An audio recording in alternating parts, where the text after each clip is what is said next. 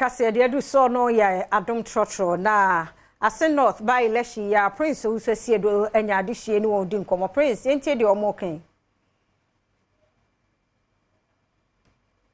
Nyame ya adoma echina Assin North abato ebekoso ewo ho ye je omanfo adwenkyere e de afa abato hu se die na omohwe enim se abato ne bewie mu no ebekoye ye hwe banbo eho nsem ye hwe sene niema a womo ade egu akwa mu no efi electoral commission ho no bibia ebe kama ye de sre banbo kese se abato na baso no Assin North ne pa mo che se ye mpentokwa ewo abato no NDC MPP ye nyina Ghana fo do be wini bia no o Ghana ni ba mesese nka Assin North ye sese nka muntuma ye de madwen se nka muntuma MPP ni no because ona ne papa ewa ban so na o papa wade a unya bidi enti msam se muntuma MPP ni no na wontimi wini no wini a eba me message ma Assin North ndumadi a wodi bia no ebekoso ye amamo medase mezo kakra mekafa on se ye nyasum dwie ye mpento kwantokwa bia omontoma ye na yezo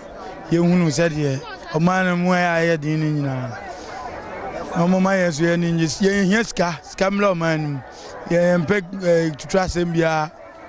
ska ni oman weda NDC MPP ye de hiaska omama mutu ska ni nguni ye aduma ni nya bi kakra be kan say we dia ye ni anim say MPP fo dia MPP fo nyom wo mu akiye na akonwa no mo mfa nka ho na MBT NDC fo wo parliament kakra me kan menso kakra me kan say MPP fo mo na mo ti akonwa so na mo ye lose ma NDC gidia ene na etomo ala na mo hwan so na scam la klom ni atimi ato abana amamo de me kan no yo se de minu an kan sa na tie ye pasomdue ye need ye bedi kra se anya asomdwe Ghana ha de ntokwa pa de fe ntokwa de ebi nsida te yo mo to no boko na asomdwe mla ene ye nso ye pe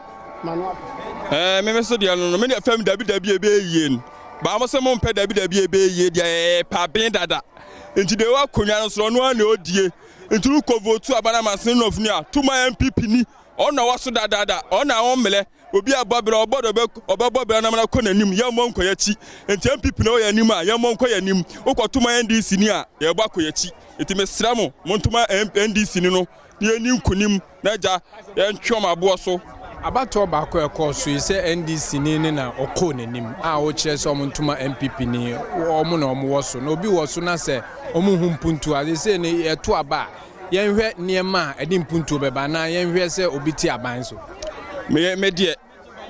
MPP die omdi mpuntu bebila aba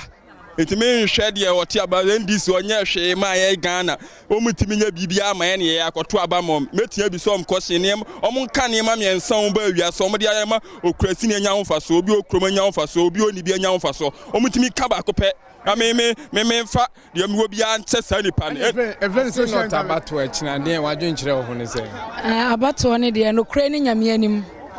ni ayesra asenfo ne se omonhwe ne ye ma omo na omonye esan sempeni fo se obi nsi chrodo matoa ba ye pese MPP fo nsua de wo we mu se no kra ye baako emne bi atwam no omo numbers e wo parliament ne dross pa de ye ma ne omo ne ndisa benya pe no eho na omo hwe mistake a omo ye no omo sua bibi mfrim eno ne me problem esan sem ne bi atwam no omo majority pa ene ye ntisa biem enti de omo ye bi mu ampe ene ne omo ye ne ye bi mu nso mpa adaache emmo omo no eno na mpanifo ne ntenase na omo hwe no omo nsiesie sene ye be ya ochina ye pre konwa ba ko ne ye de apɛ majority na nsi biem me de no